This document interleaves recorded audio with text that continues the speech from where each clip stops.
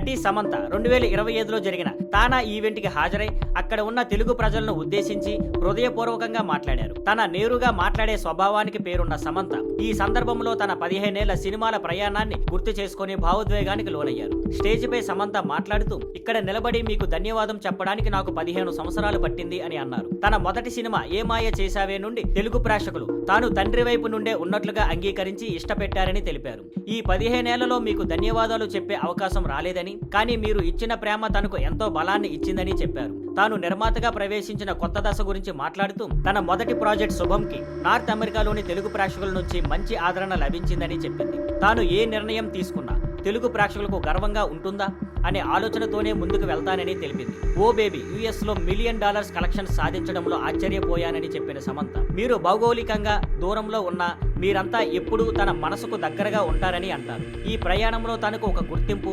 సానుభూతి, భావోద్వేగ బలం ఇచ్చినందుకు ప్రేక్షకులకు ధన్యవాదాలు తెలిపారు. సమంత స్పీచ్ ని అక్కడున్న ప్రేక్షకులు హృదయపూర్వకంగా స్వీకరించారు. తానా 2025లో సమంత ప్రెజెన్స్ తెలుగు సినిమా మరియు గ్లోబల్ ఆడియన్స్ మధ్య ఉన్న భావోద్వేగ బంధాన్ని గుర్తు చేసింది. సమంత మాటల్లోంచి తెలుగు ప్రేక్షకుల పట్ల ఆమెకు ఎంత గాఢమైన కృతజ్ఞత ఉందో స్పష్టంగా కనిపించింది. Thank you for watching. Please like, share and subscribe.